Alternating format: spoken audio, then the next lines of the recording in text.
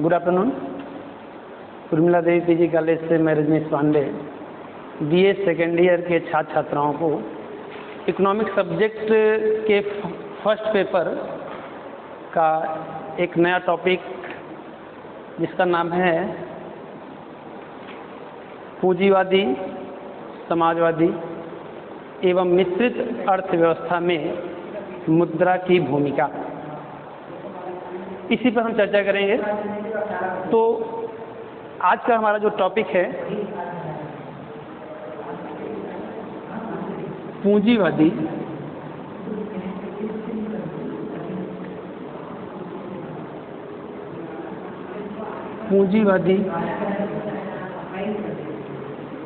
समाजवादी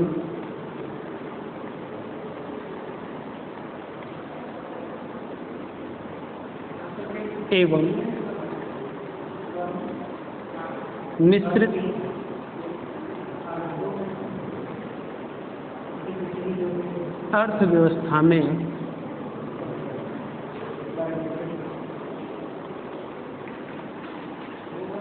अर्थव्यवस्था में मुद्रा की भूमिका।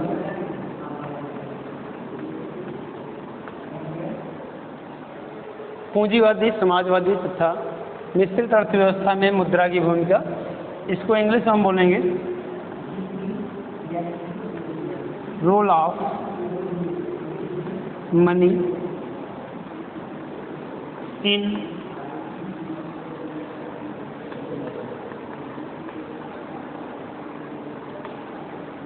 कैपिटलिस्टिक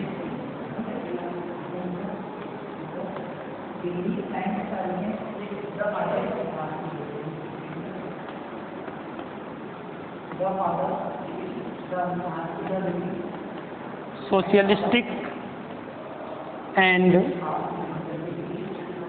मिक्स्ड इकोनॉमी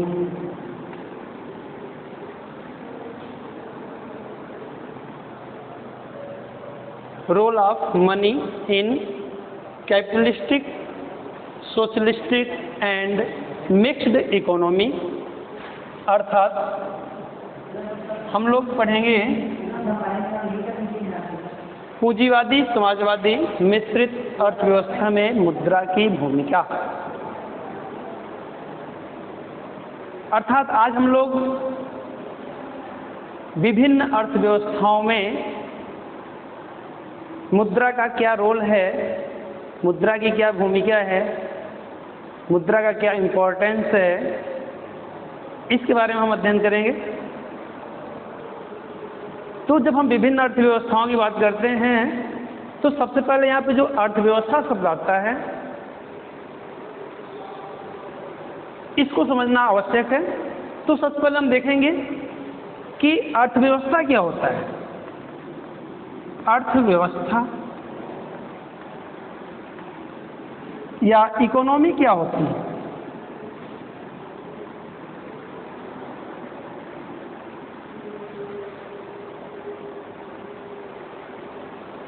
तो अर्थव्यवस्था एक ऐसा तंत्र है जिसके माध्यम से समस्त आर्थिक क्रियाएं संचालित होती हैं।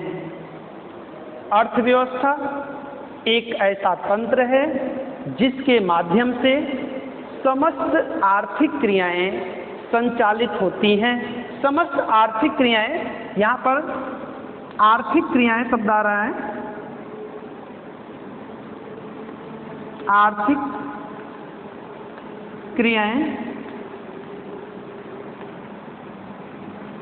इकोनॉमिक एक्टिविटीज क्या होती हैं। तो अर्थव्यवस्था एक ऐसा तंत्र है जिसके माध्यम से समस्त आर्थिक क्रियाएं संचालित होती हैं। तो यहाँ पे आर्थिक क्रियाएं क्या हैं ये भी समझना आवश्यक है। तो आर्थिक क्रियाएं क्या होती हैं, दो तरह की क्रियाएं होती हैं, आर्थिक और अनार्थिक क्रियाएं। ऐसी क्रियाएं जो धन से प्रेरित होकर की जाती हैं उसे आर्थिक क्रियाएं कहते हैं, ऐसी क्रियाएं जो धन से प्रेरित होकर नहीं की जाती हैं उसे क्या कहते हैं? अनार्थिक क्रियाएं कहते हैं।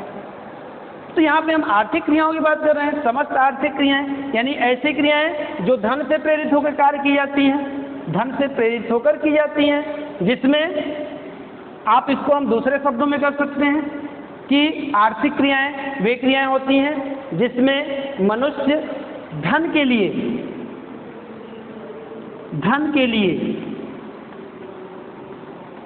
क्या करता है?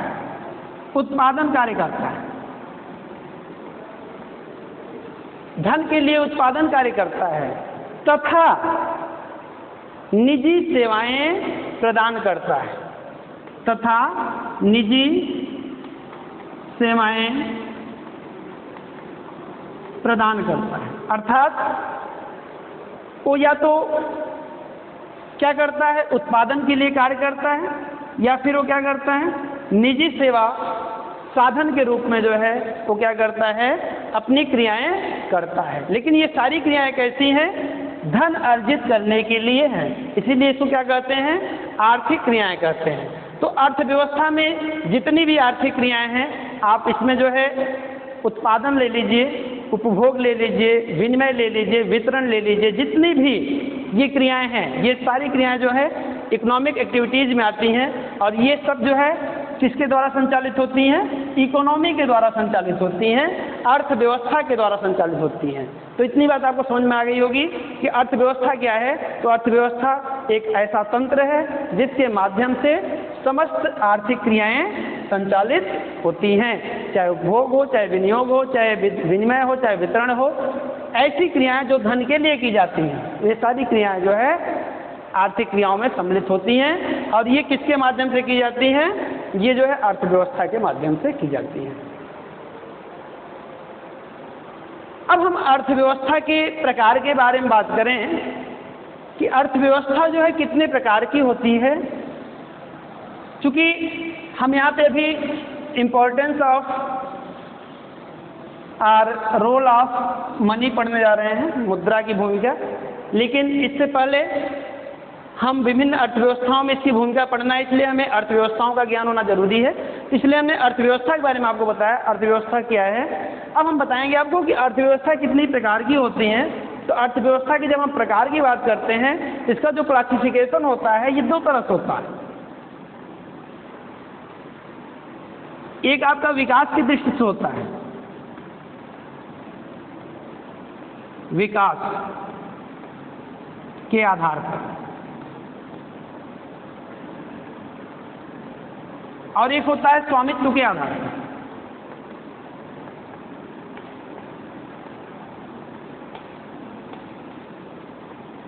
विकास के आधार पर और स्वामित्व के आधार पर। विकास के आधार पर जो अर्थव्यवस्थाएं होती हैं दो तरह की होती हैं। एक आपका विकसित अर्थव्यवस्था होता है और एक होता है अल्प विकसित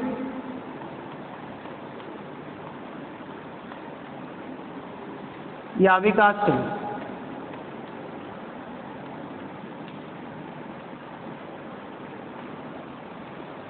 डेवलपमेंट के आधार पर जो है इकोनॉमी दो तरह की होती है, एक डेवलप्ड इकोनॉमी होती है और एक डेवलपिंग इकोनॉमी होती है। ये डेवलपिंग इकोनॉमी है विकासशील अर्थव्यवस्था, और ये जो है आपका डेवलप्ड इकोनॉमी है जिसको हम विकसित अर्थव्यवस्था कहते हैं। स्वामित्व के आधार पर जो है अर्थव्यवस्थाएं तीन प्रकार की होती हैं।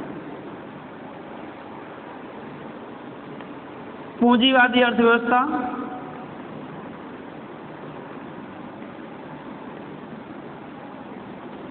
दूसरा है समाजवादी अर्थव्यवस्था और तीसरा है मिश्रित अर्थव्यवस्था। मिश्रित अर्थव्यवस्था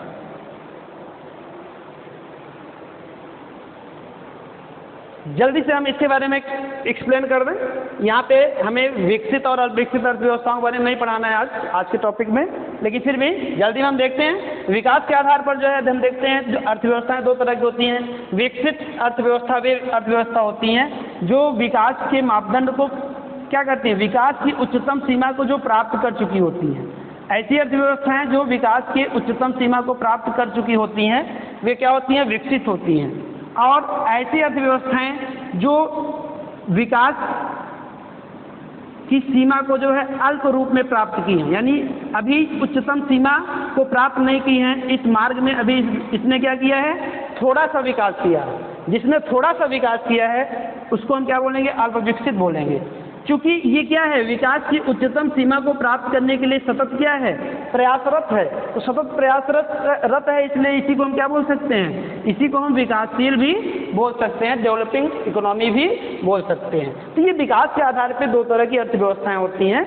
इसी तरीके से हम स्वामित्व के आधार पर बात करें, स्वामित्व का मतलब क्या होता है? मालिकाना हक, किसका अधिकार है? इकोनॉमी पर अधिकार किसका है? इस आधार पर हम बात करें तो इकोनॉमी जो है तीन तरह की होती है। यहाँ पर हम बात करेंगे पूंजीवादी अर्थव्यवस्था, जिसको हम कैपिटलिस्टिक इकोनॉमी, और समाजवादी अर्थव्यवस्था जिसको हम सोशलिस्टिक इकोनॉमी, और मिश्रित अर्थव्यवस्था जिसको हम मिक्स्ड इकोनॉमी बोलते हैं।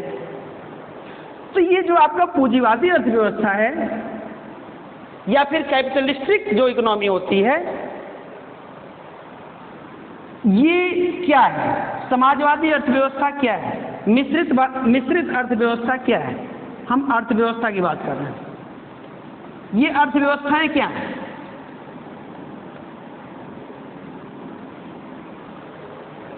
क्योंकि हमको आज का जो हमारा टॉपिक है वो इन्हीं अर्थव्यवस्थाओं में मनी का क्या रोल है, मुद्रा की क्या भूमिका, इन अर्थव्यवस्थाओं में मुद्रा की क्या भूमिका है, ये आज का हमारा टॉपिक है। तो इन अर्थव्यवस्थाओं में मुद्रा की भूमिका को पढ़ने के लिए, समझने के लिए पहले हमको ये समझना जरूरी है कि अर्थव्यवस्थाएं होती क्या हैं। पूंजीवादी अर्थव्यवस्था क्या होती है, समाजवादी अर्थव्यवस्था क्या होती है, मिश्रित अर्थव्यवस्था क्या होती है, इसके बारे में एक सामान्य कॉन्सेप्ट जो है हमारे दिमाग में, जनरल कॉन्सेप्ट हमारे दिमाग में होना चाहिए। तो आइए सबसे पहले हम इसी पे बात करते हैं कि स्वामित्व के आधार पर जो है, जो पहले प्रकार की इकोनॉमी होती है जिसको हम पूंजीवादी अर्थव्यवस्था कहते हैं, तो ये जो आपका पूंजीवादी या कैपिटलिस्टिक इकोनॉमी जो होती है, ये क्या होता है?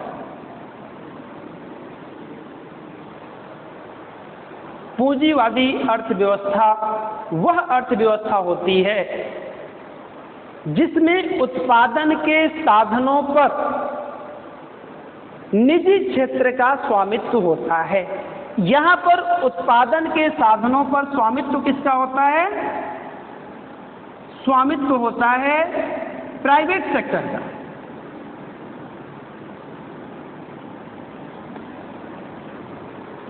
प्राइवेट सेक्टर का होता है, निजी क्षेत्र का होता है। अर्थात पूंजीवादी अर्थव्यवस्था वह अर्थव्यवस्था होती है जिसमें उत्पादन के साधनों पर निजी क्षेत्र का स्वामित्व होता है। यहाँ पर पूंजीपतियों का स्वामित्व होता है, किस पर? संपूर्ण इकोनॉमी पर। पूरी जो है उत्पादन, जितनी भी उत्पादन प्रणाली है उस पर जो है किसका स्वामित्व होता है? निजी क्षेत्र का होता है। तो यहाँ पर जो हम बात कर रहे हैं उत्पादन के साधन कर लीजिए, चाहे पूरी इकोनॉमी बोल लीजिए, तो पूरी इकोनॉमी पर या उत्पादन के साधनों पर स्वामित्व किसका होता है? तो यहाँ पे निजी क्षेत्र का होता है, पूंजीपतियों का होता है। पूंजीवादी अर्थव्यवस्था को हम मुक्त अर्थव्यवस्था या स्वतंत्र अर्थव्यवस्था भी बोलते हैं। फ्री इकोनॉमी होता है।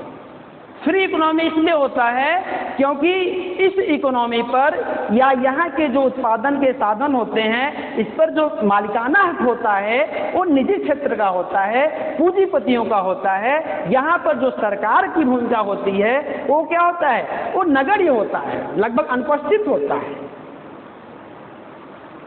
यहाँ पर गवर्नमेंट जो है किसी भी उत्पादन क्रिया में जो है कोई भी हस्तक्षेप नहीं करती है। यहाँ पर पूरा अधिकार किसका होता है? ये आपका निजी क्षेत्र का होता है, पूंजीपतियों का होता है। इसीलिए ये क्या होता है? ये इकोनॉमी फ्री इकोनॉमी भी बोली जाती है, स्वतंत्र अर्थव्यवस्था भी इसको हम बोलते हैं। इस अर्थव्यवस्था को गैर नियोजित अर्थव्यवस्था बोलते हैं।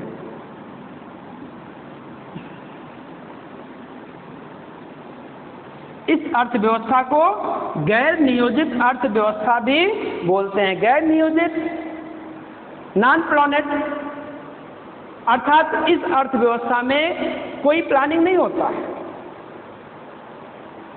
क्योंकि जो विशेष प्लानिंग होता है, जो प्लानिंग का काम होता है, नियोजन का जो कार्य होता है, वो विशेष रूप से जो है कौन करता है? गवर्नमेंट करती है। क्योंकि यहाँ पे गवर्नमेंट का जो है रोल ही नहीं है, नगण्य है, इसलिए ये क्या है? ये स्वतंत्र अर्थव्यवस्था है, अनियोजित या नियोजन रहित या गैर नियोजित अर्थव्यवस्था है। यहाँ पर कोई नियोजन नहीं है, कोई प्लानिंग नहीं है। और यहाँ पे क्या विशेषता है इसकी? इसकी विशेषता ये की है कि यहाँ पर प्रतियोगिता बहुत जबरदस्त होती है। प्रतियोगिता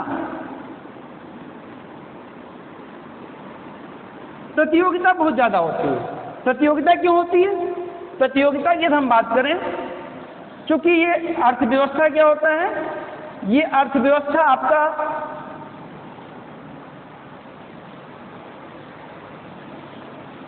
फ्री होता है। फ्री होने से सभी उत्पादक क्या होते हैं? स्वतंत्र होते हैं। सभी जो है इन्वेस्टमेंट करने के लिए जो है स्वतंत्र होते हैं। तो जब सभी स्वतंत्र होते हैं तो ऐसी स्थिति में क्या होता है? ऐसा नहीं है केवल हम ही उत्पादन कार्य करेंगे, आप नहीं कर सकते हैं, आप पर कोई बाउंडेशन है, या हमने केवल लाइसेंस लिया हम ही कर सकते हैं काम, आप नहीं कर सकते, ऐसा तो है नहीं। सभी लोग क्या हैं? फ्री हैं। तो सभी लोग फ्री हैं, इसीलिए क्या है? यहाँ पर जबरदस्त क्या होता है? प्रतिस्पर्धा होती है, कंपटीशन होता है। यहाँ पर जो सबसे बड़ी बात है, सबसे प्रमुख बात है कि ये जो अर्थव्यवस्था होती है, इस अर्थव्यवस्था में जो पूंजीपति होता है वो किस उद्देश्य से उत्पादन कार्य करता है, ये महत्वपूर्ण है। तो वो जो है किस उद्देश्य से कार्य करता है? वो करता है लाभ के उद्देश्य, निजी लाभ के उद्देश्य। यानी जितने भी पूंजीपति होते हैं इसमें जो है वो अपने लाभ के लिए जो है उनका लाभ कितना अधिकतम हो, इस उद्देश्य से उत्पादन कार्य करते हैं। बात समझ में आई? तो ये लाभ, निजी लाभ या स्वयं का लाभ प्राप्त होना, लाभ का अधिकतम होना, ये भी पूंजीपतियों की जो है सबसे प्रमुख जो है क्या होता है? उद्देश्य होता है। और पूंजीवादी अर्थव्यवस्था का ये प्रमुख विशेषता भी होती है। इसमें एक विशेषता क्या होता है? यहाँ पर इस अर्थव्यवस्था में आप देखें तो यहाँ पे होता क्या है कि श्रम का शोषण होता है। श्रम का शोषण होता है।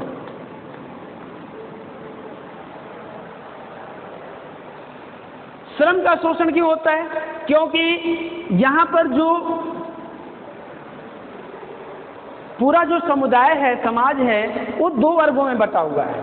पूंजीवादी अर्थव्यवस्था में जो पूरा समाज है वो कितने वर्गों में बटा हुआ है? दो वर्गों में बटा हुआ है। एक वर्ग जो है पूंजीपतियों का है,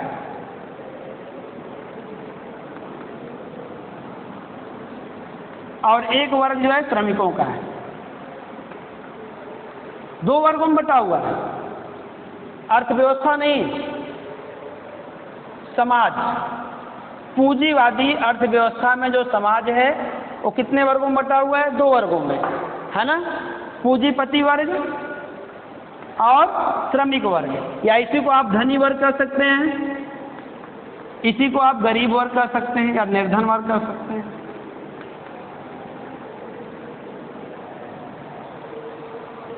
इस अर्थव्यवस्था में श्रम का शोषण किया जाता है, अर्थात जो श्रमिक होते हैं, जो लेबर वर्ग होते हैं, उनका शोषण किया जाता है।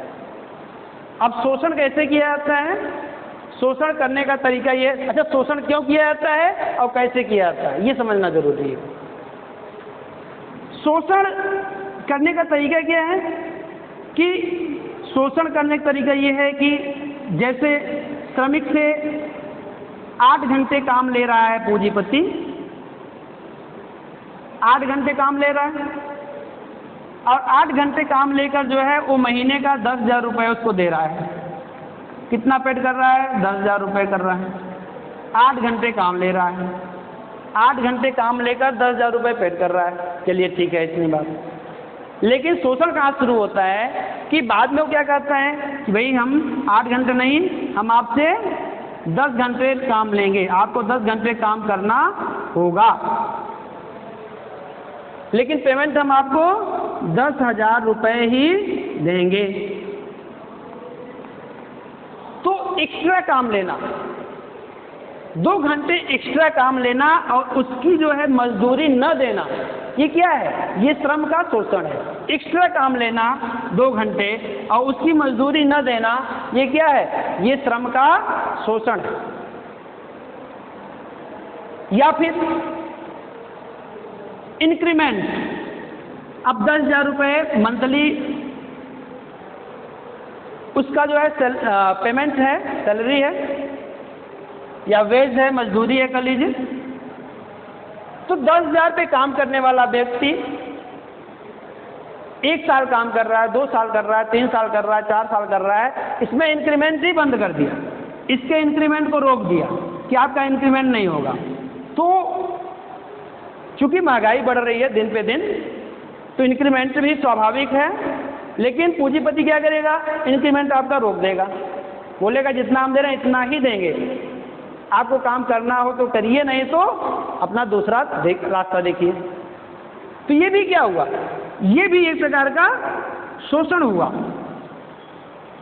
तो एक प्रकार से आपको जो है मजदूरी कम देना, मजदूरी कम देना या अधिक श्रम आपसे लेना, ये दोनों ही क्या है? ये श्रम का शोषण कहलाता है।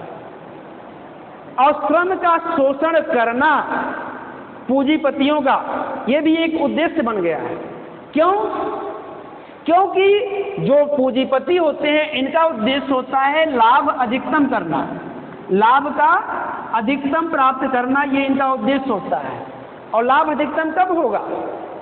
क्योंकि जो उत्पादन कार्य होता है वो उत्पादन के साधनों में वितरित होता है, उसको बंटवारा होता है। इसमें एक लेबर भी होता है, लैंड, एक लैंड होता है, एक लेबर होता है। हम लेबर की यहाँ बात कर लें तो सब में क्या किया जाएगा? बंटवारा किया जाएगा। अब लेबर, अब लैंड आपने यूज किया है, उसका रेंट देना है, उसमें आप कटौती कर नहीं सकते। आपने कैपिटल का प्रयोग किया है वहां पर आप कटौती कर नहीं सकते, आपको जो है इंटरेस्ट देना ही पड़ेगा। आप शोषण कटौती कहां से कर सकते हैं? भाई यहां से कहीं से आप कटौती करते हैं तभी क्या होगा? आपका जो प्रॉफिट वाला हिस्सा है, उद्यमी को जो प्रॉफिट मिलता है, इसका शेयर तभी तो बढ़ेगा। इधर से कम होगा तो इधर बढ़ जाएगा, और जब इधर ही बढ़ जाएगा तो इधर क्या हो जाएगा? कम हो जाएगा। तो लेबर का जो वेज है, मजदूरी है, यदि इसमें कटौती कर दिया जाए तो प्रॉफिट क्या हो जाएगा? अधिक हो जाएगा। जो हमको 100 रुपये जो है लेबर को अधिक देना था, उसकी हमने कटौती कर दी और 100 रुपये अपने पास रख लिया, तो क्या हो गया? हमारा प्रॉफिट जो भी पहले था उसमें 100 रुपये इंक्रीमेंट हुआ, प्रॉफिट बढ़ गया हमारा। या फिर आपने 2 घंटे एक्स्ट्रा काम ले लिया, तो 2 घंटे आपने लेबर से एक्स्ट्रा काम लिया, तो क्या हुआ? 2 घंटे का उत्पादन अधिक हुआ। जब 2 घंटे का उत्पादन अधिक हुआ तो उससे क्या हुआ? आपका प्रॉफिट भी अधिक हो गया। तो इस तरीके से श्रम का शोषण करने से क्या हुआ कि इनका जो है प्रॉफिट अधिक हुआ, और प्रॉफिट को अधिक करने के लिए ही जो है क्या करते थे? ये जो है श्रम का शोषण करते थे। आगे हम बात करें कि इसमें जो है वर्ग संघर्ष भी होता है। वर्ग संघर्ष भी स्थिति भी उत्पन्न होती है। वर्ग संघर्ष,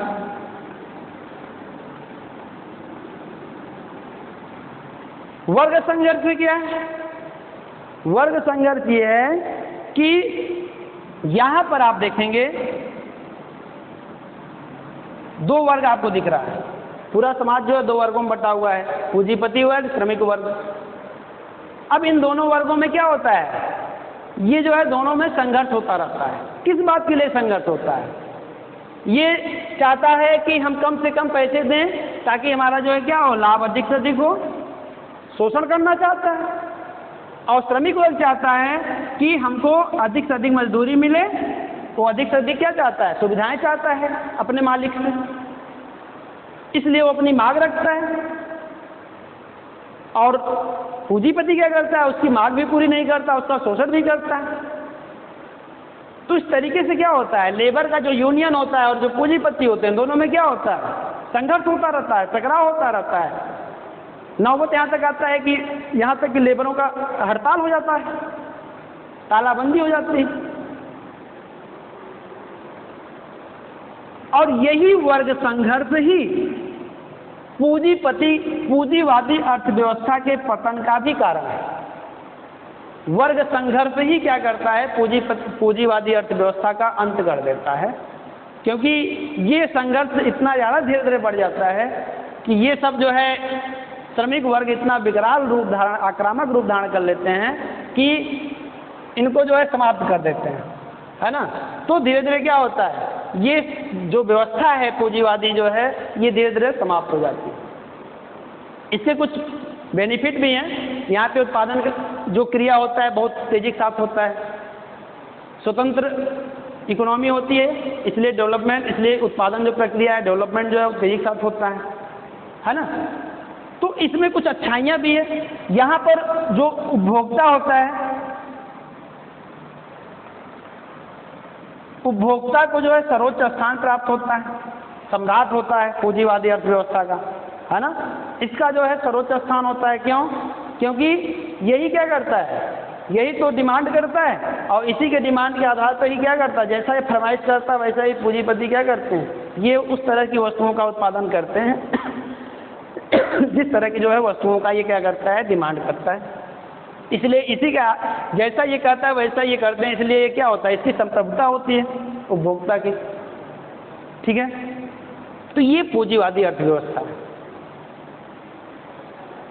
अब हम बात करें समाजवादी अर्थव्यवस्था। अब पूंजीवादी अर्थव्यवस्था पूरी बात को हम एक लाइन में कहना चाहें समझने के लिए बस इतना कर सकते हैं कि पूंजीवादी अर्थव्यवस्था एक ऐसी अर्थव्यवस्था होती है जिसमें उत्पादन के साधनों पर निजी स्वामित्व होता है। उत्पादन के साधनों पर निजी स्वामित्व होता है, या ये कह लीजिए कि पूरी अर्थव्यवस्था पर क्या होता है, निजी स्वामित्व होता है, प्राइवेट सेक्टर का हाथ होता है। अधिकार किसका होता है, प्राइवेट सेक्टर का होता है, पूंजीपतियों का होता है। बस इतना ही समझ लीजिए, बाकी ये सारी बात विशेषताएं तो हमने आपको बता ही दिया। समाजवादी अर्थव्यवस्था की बात करें, समाजवादी अर्थव्यवस्था ऐसी अर्थव्यवस्था है जिसमें उत्पादन के साधनों पर समाज का, पूरे समाज का अधिकार होता है। पूरे समाज का कह लीजिए, या राज्य का कह लीजिए, या सरकार का कह लीजिए। यानी यहाँ पे जो उत्पादन के साधन हैं या फिर पूरी अर्थव्यवस्था आप कह लीजिए, उस पर स्वामित्व किसका होता है, यहाँ पर स्वामित्व होता है पूरे समाज का होता है, या स्टेट का होता है, या आप इसी को गवर्नमेंट बोल सकते हैं, सरकार का होता है, पब्लिक सेक्टर का होता है। समाजवादी जो अर्थव्यवस्था है, चूंकि इसमें जो है अर्थव्यवस्था पर जो स्वामित्व है वो गवर्नमेंट का होता है, और गवर्नमेंट जो भी उत्पादन कार्य करती है उसका उद्देश्य क्या होता है, उसके पीछे उसका उद्देश्य क्या होता है। तो गवर्नमेंट का जो उद्देश्य होता है वो क्या होता है, अधिकतम सामाजिक कल्याण, मैक्सिमम सोशल वेलफेयर, अधिकतम सामाजिक कल्याण, ये जो है गवर्नमेंट का जो है क्या होता है, उद्देश्य होता है। ये स्वयं के लाभ के लिए उत्पादन कार्य नहीं करता है, जैसा कि पूंजीवादी अर्थव्यवस्था में स्वयं के लाभ को जो है अधिकतम करने के लिए लाभ से प्रेरित होकर ही जो है ये पूंजीपति या निजी क्षेत्र जो है उत्पादन कार्य करते थे। जबकि समाजवादी अर्थव्यवस्था में क्या है कि इस पर पूरा अधिकार किसका होता है, स्वामित्व जो है गवर्नमेंट का होता है, और गवर्नमेंट जो भी उत्पादन कार्य करती है वो जनता के कल्याण को ध्यान में रखते हुए ही करती है।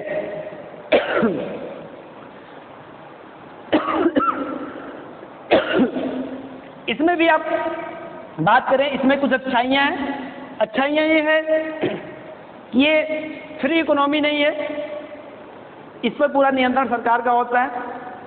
तो अच्छाइयाँ न कर लीजिए तो पूर्ण नियंत्रण कारण क्या है कि इसमें जो है यहाँ पर उत्पादन प्रक्रिया जो है यहाँ पे तेजी से इसमें वृद्धि, उत्पादन में जो है तेजी से वृद्धि नहीं हो पाता।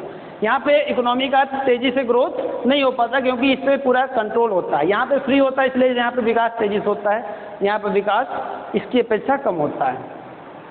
दूसरी बात हम कहें ये आपका प्लानेड इकोनॉमी होता है, नियोजित अर्थव्यवस्था होती है और यहाँ पर प्रतियोगिता नहीं होती है। यहाँ पर आप प्रतियोगिता प्रतिस्पर्धा नहीं होती क्योंकि क्या होता है कि जो संसाधनों पर जो कंट्रोल होता है वो गवर्नमेंट का होता है, इसलिए कोई भी उत्पादक में कंपटीशन नहीं होता।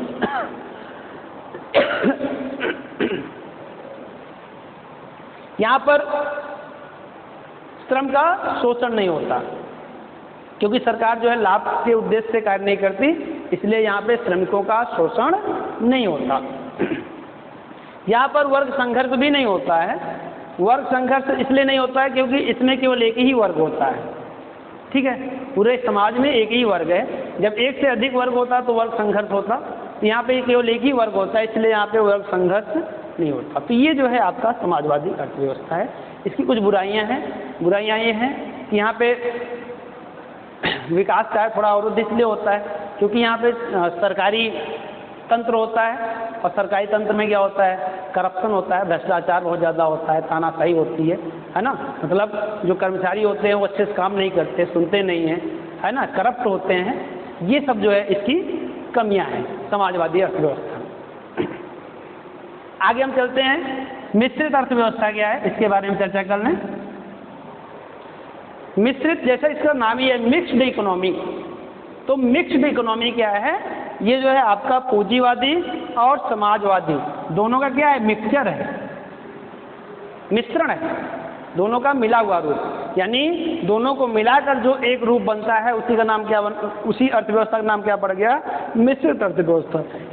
यानी मिश्रित अर्थव्यवस्था बराबर पूंजीवादी अर्थव्यवस्था धन समाजवादी अर्थव्यवस्था। इसका मतलब क्या हुआ, इसका मतलब ये हुआ कि मिश्रित अर्थव्यवस्था में प्राइवेट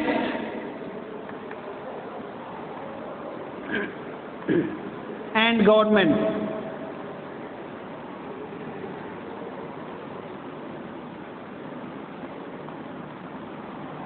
दोनों मिलकर कार्य करते हैं, दोनों का सह अस्तित्व होता है। उत्पादन क्रिया पर, उत्पादन कार्य में दोनों का सह अस्तित्व होता है, दोनों जो है मिलकर कार्य करते हैं। यानी प्राइवेट सेक्टर का भी महत्व है यहाँ पर और गवर्नमेंट सेक्टर का भी महत्व है। यहाँ पर निजी क्षेत्र भी अपना काम करते हैं लेकिन गवर्नमेंट का भी जो है उस पर नियंत्रण होता है और गवर्नमेंट सेक्टर भी अपना कार्य करता है, दोनों मिलकर काम करते हैं। तो इस तरह की जो इकोनॉमी होती है ये मिक्स्ड इकोनॉमी होती है। भारत की जो अर्थव्यवस्था है वो मिक्स्ड इकोनॉमी में ही आता है क्योंकि भारत की जो अर्थव्यवस्था है यहाँ पर आप देखेंगे यहाँ पे गवर्नमेंट सेक्टर और प्राइवेट सेक्टर दोनों मिलकर कार्य करते हैं। और यहाँ से भी देखें, अभी हमने मिटा दिया भारत की अर्थव्यवस्था विकास की दृष्टि से कैसा है, तो एक डेवलपिंग कंट्री है भारत, एक विकासशील देश है, ठीक है। तो अभी हमने यहाँ पे संक्षेप में जो है इसके बारे में चर्चा किया कि ये अर्थव्यवस्थाएं होती क्या हैं। अब हम बात करेंगे कि इन अर्थव्यवस्थाओं में मुद्रा की क्या भूमिका होती है। क्योंकि अभी हम पिछले क्लासेस में मुद्रा क्या होता है, इसकी मीनिंग, डेफिनेशन, इसके क्या वर्क हैं, कार्य, इसका क्लासिफिकेशन क्या है, वर्गीकरण क्या है, इन सारे टॉपिक पर जो है चर्चा कर चुके हैं। तो मुद्रा से आप लोग परिचित हो चुके हैं। अब यहाँ पर हम पढ़ेंगे कि मुद्रा की भूमिका क्या होती है। मुद्रा की हम भूमिका की बात करेंगे विभिन्न अर्थव्यवस्थाओं में, ठीक है। तो मुद्रा की अगर हम भूमिका की बात करें, मुद्रा के हम महत्व की बात करें, तो वर्तमान समय में हम बात करें तो सभी क्षेत्रों में मुद्रा एक आवश्यक अंग बन चुका है। अर्थशास्त्र हो, चाहे राजनीति शास्त्र हो, भूगोल हो, चाहे दर्शन शास्त्र हो, कोई भी क्षेत्र हो, विज्ञान हो या चिकित्सा हो, कोई भी क्षेत्र हो, हर क्षेत्र में मुद्रा की महत्वपूर्ण भूमिका होती है। मुद्रा के महत्व को जो है स्पष्ट करते हुए प्रोफेसर मार्शल ने कहा है, प्रोफेसर मार्शल का जो है यहाँ पे स्टेटमेंट आता है, प्रोफेसर मार्शल का स्टेटमेंट क्या है? मुद्रा वह धुरी है, मुद्रा वह धुरी है जिसके चारों ओर आर्थिक क्रियाएं चक्कर काटती हैं। यानी जितनी भी इकोनॉमिक एक्टिविटीज हैं,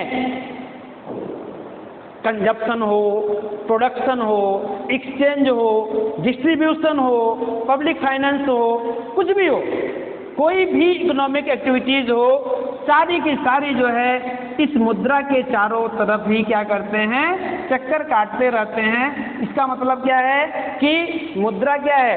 इनका जो है सेंट्रल पॉइंट है, धुरी है, बेस है, आधार है। इसी के इर्द गिर्द जो है सारी क्रियाएं जो है आर्थिक क्रियाएं चलती रहती हैं। यानी इसका मतलब क्या हुआ कि मुद्रा का बहुत ज्यादा महत्व है। अब हम बात करते हैं सबसे पहले कि पूंजीवादी अर्थव्यवस्था में मुद्रा का क्या महत्व है। तो पूंजीवादी अर्थव्यवस्था में हम मुद्रा के महत्व की बात करें, पहला आपका है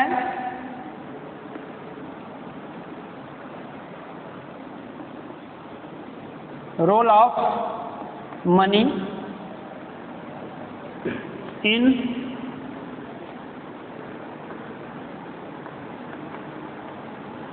कैपिटलिस्टिक इकोनॉमी।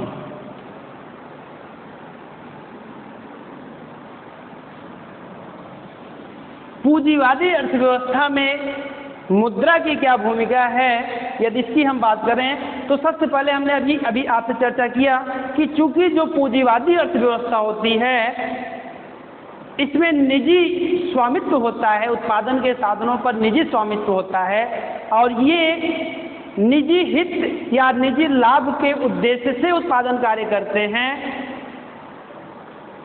और यहाँ पर जो केंद्रीय समस्या होती है इकोनॉमी की, जो सेंट्रल प्रॉब्लम होता है, इकोनॉमिक प्रॉब्लम होता है, उसका समाधान भी किसके द्वारा होता है? वो प्राइस मैकेनिज्म के द्वारा होता है, कीमत तंत्र के द्वारा होता है।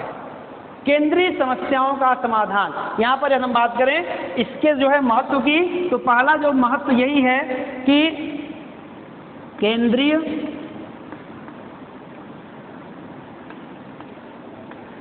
समस्या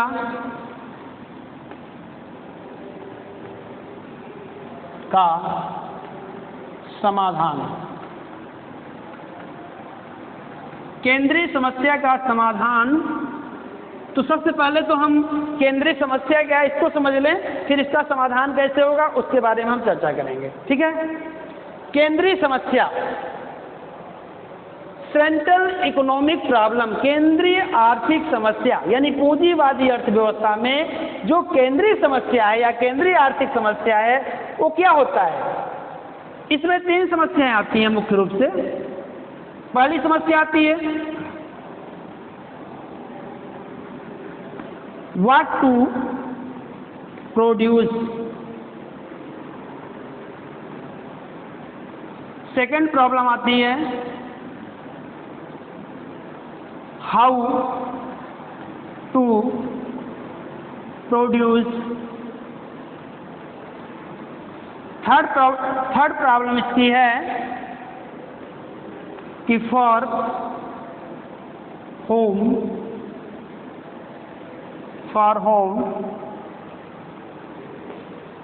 टू प्रोड्यूस। इसका मतलब क्या हुआ कि व्हाट, हाउ, होम। व्हाट मतलब कि जो उत्पादन कार्य हो रहा है,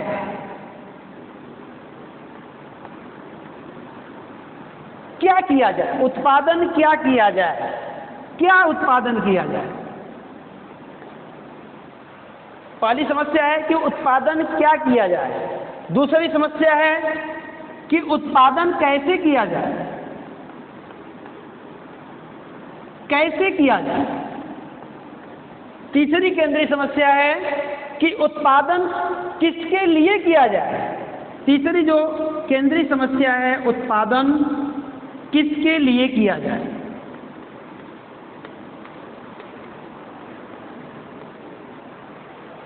ये जो है केंद्रीय समस्या है किसका, पूंजीवादी अर्थव्यवस्था की। अब ये समस्याएं, इन समस्याओं का समाधान कैसे होता है। इन समस्याओं का समाधान होता है मूल्य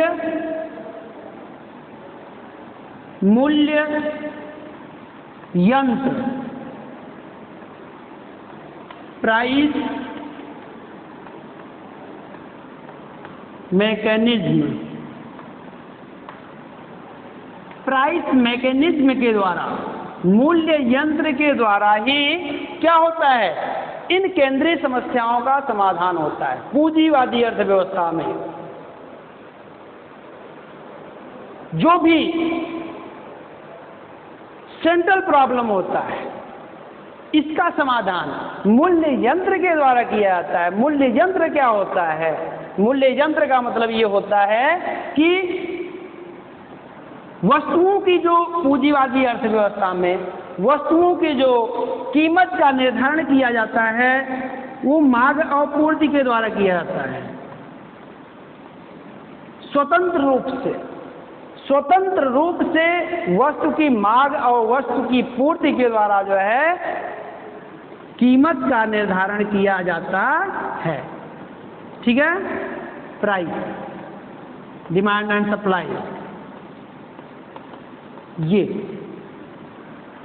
ये प्राइस मैकेनिज्म है, कीमत यंत्र है, प्राइस मैकेनिज्म है, जिसमें जो मूल्य का निर्धारण किया जाता है वो स्वतंत्र रूप से वस्तु की मांग और पूर्ति वक्रों के द्वारा, यानी जहाँ पे मांग और पूर्ति D बराबर यस, यहाँ पर के बिंदु पे क्या है, कीमत का निर्धारण हो रहा है, क्योंकि यहाँ पे D बराबर यस, इसका मतलब है डिमांड इक्वल टू सप्लाई, अर्थात मांग जो है पूर्ति के बराबर है। ऐसी ही स्थिति में इसी बिंदु पर क्या होता है, कीमत का निर्धारण किया जाता है। इसीलिए ये क्या है, इसको हम क्या कहते हैं, इसी को हम मूल्य यंत्र बोलते हैं। और इसी यंत्र के द्वारा ही इस समस्या का समाधान किया जाता है। क्योंकि इसमें जो है मूल्य यंत्र के द्वारा ये सारी समस्याओं का समाधान किया जाता है, तो ये जो कीमतों का निर्धारण होता है ये किसके द्वारा होता है, मुद्रा के द्वारा होता है, मनी के द्वारा होता है। इसीलिए पूंजीवादी अर्थव्यवस्था में मुद्रा का महत्व बहुत ज़्यादा बढ़ जाता है, क्योंकि जो वस्तु की प्राइसेज होगी किससे निर्धारित की जाएंगी, मुद्रा के द्वारा ही की जाएंगी ना। और वस्तु की जो कीमत का निर्धारण किया जा रहा है, जो मूल्य यंत्र है, इसी के द्वारा इस समस्या का समाधान किया जा रहा है और इसका निर्धारण मुद्रा के द्वारा किया जा रहा है। इसका मतलब है कि यहाँ पर मुद्रा का महत्व क्या है, बहुत ही व्यापक है, बहुत ही अधिक है, बहुत ही ज़्यादा है। बात इतनी समझ में आ गई आपको।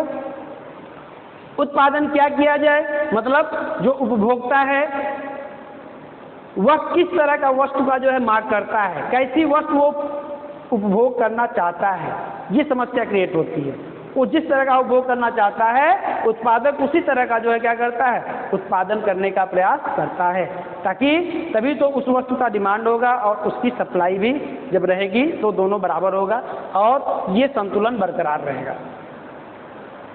दूसरी समस्या आती है कि उत्पादन कैसे किया जाए। उत्पादन कैसे किया जाए, इसका मतलब ये है कि जो पूंजीपति होगा, जो निजी सेक्टर होगा, उसका उद्देश्य ये होता है कि हम उत्पादन की किस प्रविधि का प्रयोग करें जिससे क्या हो, उत्पादन की लागत कम से कम हो और हमको क्या हो, अधिक से अधिक लाभ की प्राप्ति हो सके।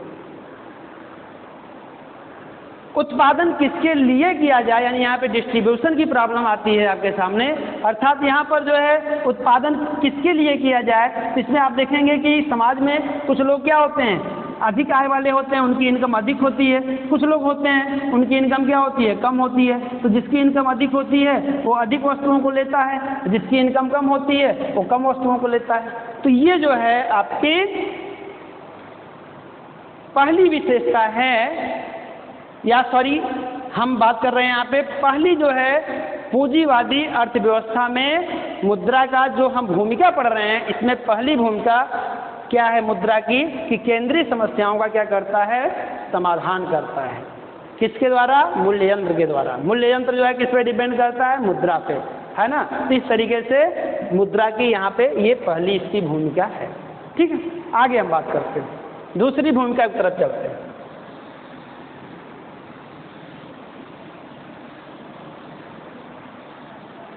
सेकंड जो इसकी भूमिका है,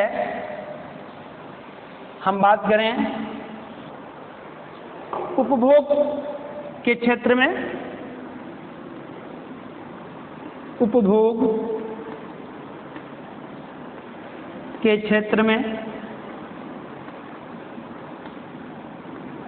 उपभोग के क्षेत्र में मुद्रा की भूमिका। तीसरा, विनिमय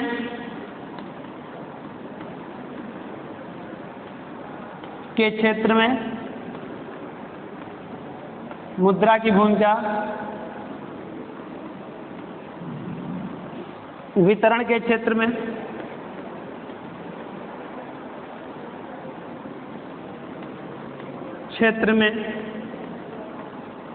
मुद्रा की भूमिका।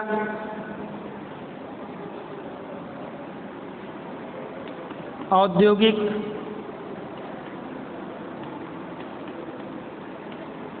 प्रगति में मुद्रा की भूमिका। तो ये हमने यहाँ पे कुछ पॉइंट सामने आपके रखे हैं, यहाँ पे हमने 5 पॉइंट रखा आपके सामने।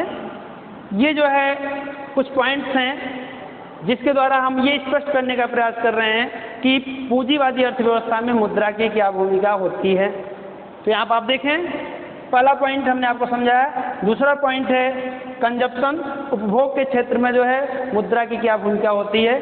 तो आप जैसा कि आप सब जो है पीछे मुद्रा के बारे में अच्छे से पढ़ चुके हैं, तो जो भी हम कंजप्शन कार्य करते हैं, कोई भी उपभोग क्रिया करते हैं, है ना, तो जैसे हमको पेन की आवश्यकता है, हमको जो है बैग की आवश्यकता है, पेन है, बैग है ना, हमको मैंगो चाहिए,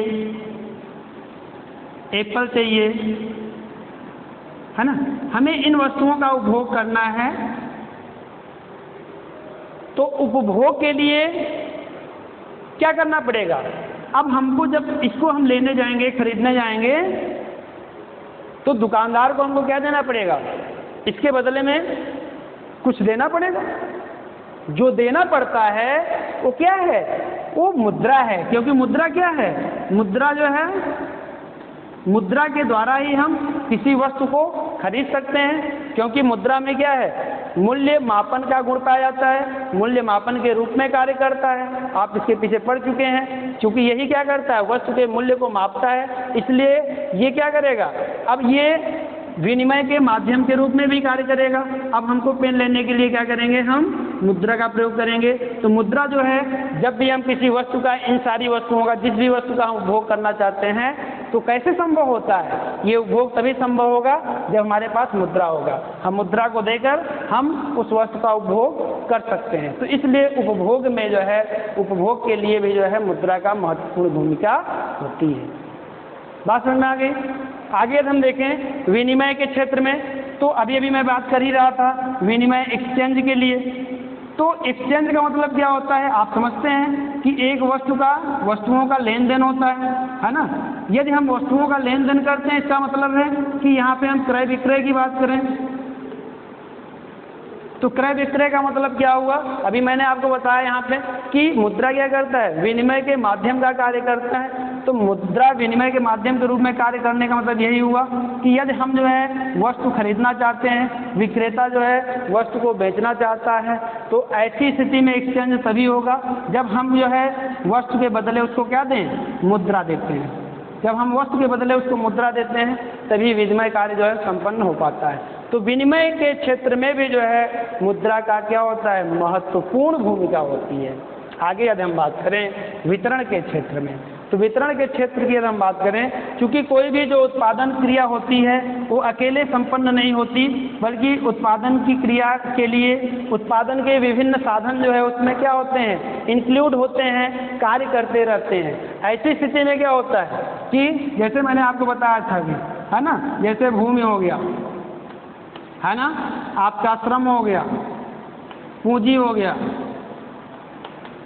साहस हो गया, उद्यम, साहस या उद्यम हो गया, संगठन हो गया, ये सब उत्पादन के क्या हैं, साधन हैं। इनकी जो है क्या होता है, जब भी उत्पादन क्रिया संपन्न होती है तो इन्हीं के बीच में क्या किया जाता है, वितरण किया करना पड़ता है। तो वितरण की समस्या जो उत्पन्न होती है, तो भूमि की जो हमने भूमि का प्रयोग किया तो इसकी कीमत मिलनी चाहिए। कीमत हम कैसे दें, लगान के रूप में देंगे। लगान के रूप में कैसे देंगे, तो लगान जब भी देंगे तो हम मुद्रा के रूप में देंगे। लगान देंगे तो किस रूप में देंगे, मुद्रा के रूप में देंगे। श्रम को क्या चाहिए, कीमत के रूप में, मजदूरी चाहिए, मजदूरी हम किस रूप में देंगे, मुद्रा के रूप में देंगे। पूंजी, पूंजी को क्या चाहिए, इसकी कीमत के रूप में क्या चाहिए, इंटरेस्ट चाहिए, ब्याज चाहिए। ब्याज हम किस में देंगे, मुद्रा के रूप में देंगे। इस तरीके से आप देखेंगे कि मुद्रा के द्वारा ही जो हमारा डिस्ट्रीब्यूशन का वर्क है, वितरण का कार्य है, वो सरलता से, आसानी से संपादित हो पाता है। इसीलिए वितरण के क्षेत्र में भी जो है मुद्रा का क्या होता है, महत्वपूर्ण भूमिका होती है। औद्योगिक प्रगति में कोई भी औद्योगिक विकास है, उद्योगों का विकास करना है, तो उद्योगों के विकास के लिए क्या जरूरत पड़ती है, औद्योगों का विकास तभी संभव होता है जब पर्याप्त मात्रा में पूंजी हो, है ना, पूंजी निर्माण हो।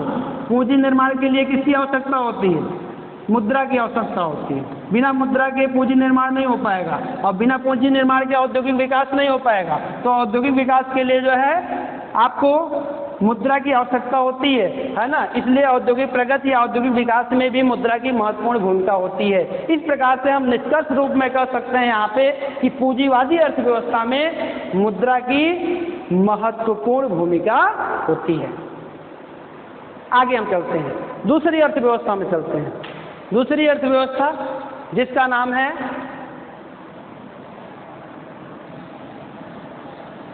समाजवादी अर्थव्यवस्था।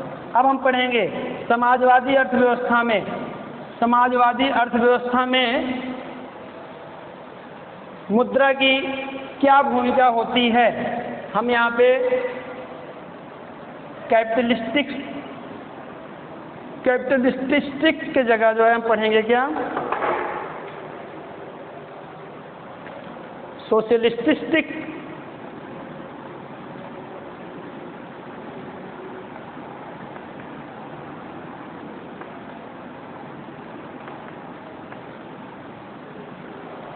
सोशलिस्टिक इकोनॉमी के अंतर्गत हम मुद्रा की भूमिका को यहाँ पे हम पढ़ेंगे। ठीक है, अभी हम लोग पूंजीवादी अर्थव्यवस्था के बारे में पढ़ रहे थे, अब हम लोग जो है किसके बारे में पढ़ेंगे, हम लोग जो है सोशल समाजवादी अर्थव्यवस्था में यदि हम मुद्रा की भूमिका की बात करें तो समाजवादी अर्थव्यवस्था में यदि हम बात करें तो समाजवादी अर्थव्यवस्था में जो उत्पादन के साधन होते हैं उस पर स्वामित्व किसका होता है, समाज का होता है या राज्य का होता है या सरकार का होता है। तो ये क्या होता है, एक नियंत्रित अर्थव्यवस्था होती है, एक नियोजित अर्थव्यवस्था होती है। लेकिन इस अर्थव्यवस्था में भी जो है क्या होता है, मुद्रा की महत्वपूर्ण भूमिका होती है। यहाँ पर जो भी केंद्रीय समस्याएं होती हैं उसका समाधान कीमत यंत्र के द्वारा नहीं की जाती, बल्कि केंद्रीय नियोजन अधिकारी के द्वारा जो है केंद्रीय समस्या का समाधान किया जाता है। यहाँ पर आप बात करें कि साधनों का जो आवंटन होता है, इसकी हम भूमिका की बात करें, मुद्रा की भूमिका की बात करें तो पहली भूमिका क्या है, साधनों का आवंटन। उत्पादन के जो भी साधन होते हैं उनके आवंटन की बात करें तो इनके आवंटन में मुद्रा की जो है महत्वपूर्ण भूमिका होती है। दूसरा है आय का वितरण। आय का जो डिस्ट्रीब्यूशन है, जो मजदूर वर्ग कार्य कर रहे हैं उनको इनकम कैसे दें, सैलरी कैसे दें, मजदूरी कैसे दें, तो मजदूरी कैसे उनको देना है, तो मजदूरी देने के लिए जो है हम मुद्रा में ही उनको मजदूरी देते हैं। इस तरीके से आय के वितरण में क्या होता है, मुद्रा की महत्वपूर्ण भूमिका होती है। आगे हम चलते हैं पूंजी निर्माण। किसी भी औद्योगिक विकास के लिए जो है पूंजी निर्माण बहुत ही आवश्यक है, और पूंजी निर्माण तभी संभव होगा जब मुद्रा होगा। मुद्रा के द्वारा ही पूंजी निर्माण संभव होता है, इसलिए पूंजी निर्माण में जो है मुद्रा की महत्वपूर्ण भूमिका होती है। आगे यदि हम बात करें, चौथा विदेशी व्यापार।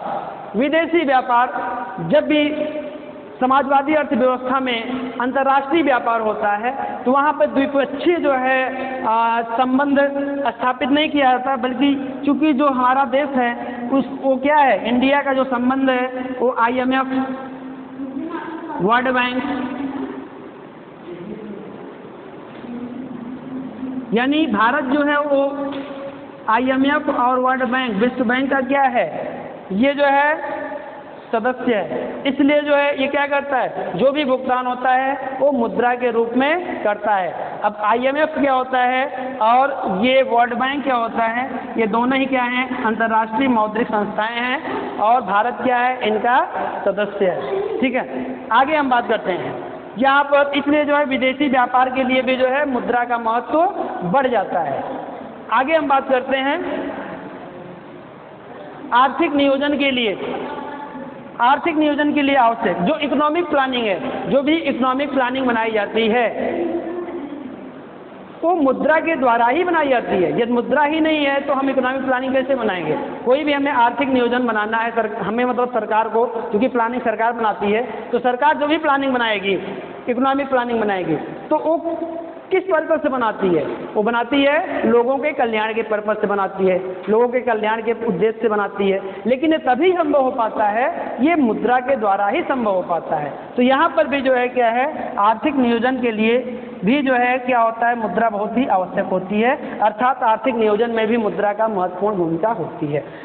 अब यहाँ पे हम बात करें संक्षेप रूप में, निष्कर्ष रूप में हम बात करें तो समाजवादी अर्थव्यवस्था में भी मुद्रा की महत्वपूर्ण भूमिका होती है। लेकिन यदि हम पूंजीवादी और समाजवादी दोनों अर्थव्यवस्थाओं की तुलना करें कि इन दोनों में किसमें जो है अधिक मुद्रा का महत्व होता है या उसकी भूमिका अधिक होती है, तो आपका जो पूंजीवादी अर्थव्यवस्था होती है वो समाजवादी अर्थव्यवस्था की अपेक्षा वहाँ पे मुद्रा का महत्व या उसकी भूमिका अधिक होती है।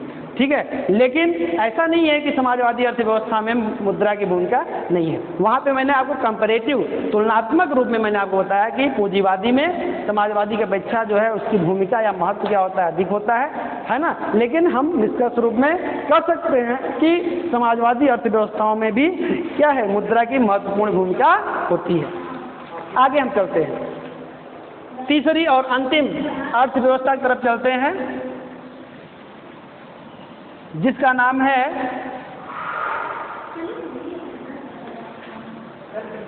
Mixed economy, role of money in mixed economy. मिश्रित अर्थव्यवस्था में मुद्रा की क्या भूमिका होती है, हम इसकी बात करें तो यहाँ पर आप देखिए, सबसे पहले हमने आपको बताया कि जो मिश्रित अर्थव्यवस्था होती है, यहाँ पे क्या होता है, उत्पादन के साधनों पर private sector and public sector यानी गवर्नमेंट दोनों का सह-अस्तित्व होता है। दोनों का एक साथ जो है, दोनों मिलकर काम करते हैं, यानी दोनों का स्वामित्व होता है। इसलिए यहाँ पर हम बात करें कि इस अर्थव्यवस्था में भी जो निजी क्षेत्र होता है, उत्पादन कार्य के लिए जो कार्य करता है वो लाभ से प्रेरित होकर ही करता है, लेकिन उसका जो उत्पादन कार्य होता है वो क्या होता है, उस सरकार के द्वारा, गवर्नमेंट के द्वारा क्या होता है, नियंत्रित होता है, कंट्रोल्ड होता है। क्योंकि यहाँ पे प्राइवेट सेक्टर के साथ साथ गवर्नमेंट सेक्टर भी कार्य कर रही है। इसलिए पूर्ण रूप से यहाँ पे स्वतंत्र नहीं होता निजी क्षेत्र, उसका नियंत्रण कहाँ पे होता है, सरकार के हाथ में होता है। यानी वो लाभ के उद्देश्य से कार्य तो करता है, उत्पादन कार्य तो करता है, लेकिन उस पर नियंत्रण सरकार का होता है। यहाँ पर हम इस अर्थव्यवस्था में हम बात करें कि मुद्रा की क्या भूमिका होती है, तो पहला यदि हम बात करें पॉइंट, तो योजना का निर्माण, योजना का निर्माण। दूसरी हम बात करें आर्थिक विकास,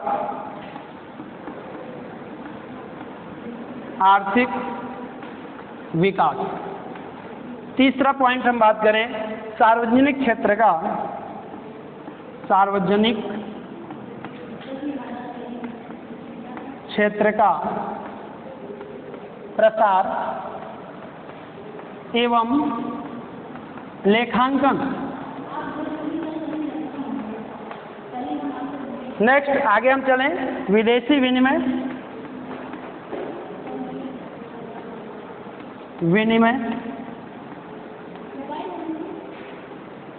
नेक्स्ट एंड लास्ट है आपका वस्तुओं एवं सेवाओं का क्रय विक्रय।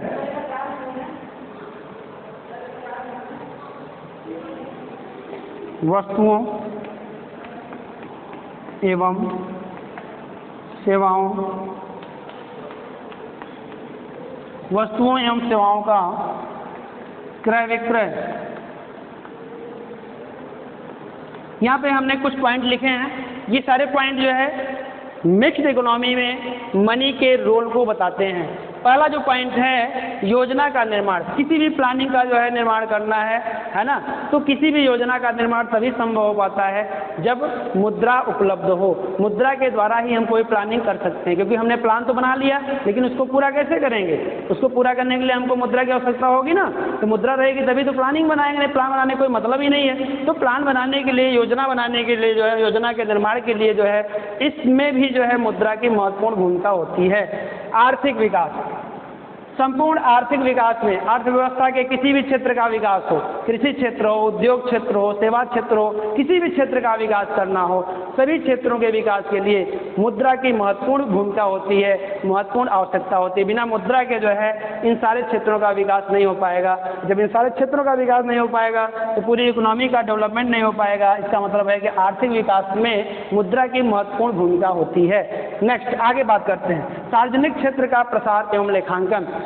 चूंकि ये मिक्स्ड इकोनॉमी है, मिश्रित अर्थव्यवस्था है, यहाँ पे गवर्नमेंट की भी भूमिका होती है, तो गवर्नमेंट के जो क्रियाकलाप है उसका प्रसार होता है और इसका जो है जो लेखांकन का कार्य होता है, यानी गवर्नमेंट अपने सेक्टर का जो प्रसार करती है, अपना सार्वजनिक जो क्षेत्र होते हैं या सार्वजनिक उद्योग होते हैं उसका विकास करती है। उसके लिए मुद्रा की आवश्यकता होती है, बिना मुद्रा के अपना जो है प्रसार कैसे कर पाएगी, नहीं कर पाएगी। तो सार्वजनिक क्षेत्रों का जो प्रसार है वो मुद्रा के द्वारा ही संभव है। और जो सरकार जो है अपना जो लेखा जोखा करती है, जो हिसाब करती है, अकाउंटिंग करती है, लेखांकन करती है, वो भी किसमें करती है, मुद्रा के द्वारा ही करती है, मुद्रा के रूप में ही करती है। यहाँ पर जो है इन सारे कार्यों में मतलब सार्वजनिक क्षेत्र का प्रसार हो चाहे उसका लेखांकन हो, इसमें भी जो है मुद्रा की महत्वपूर्ण भूमिका होती है। विदेशी विनिमय, फॉरेन एक्सचेंज में जब भी हम अंतर्राष्ट्रीय व्यापार करते हैं तो वहाँ पर क्या होता है, अलग अलग देश की जो है मुद्राएं होती हैं, है ना, उसमें जो है मुद्रा, दोनों मुद्राओं के जो एक्सचेंज में प्रॉब्लम क्रिएट होती है। तो ये विदेशी विनिमय के द्वारा जो है क्या होता है, यहाँ पर जो है इसका समाधान किया जाता है। जैसे हम बात करें कि $1 का वैल्यू जो है क्या है, लगभग मान लीजिए 70 रुपये के बराबर है।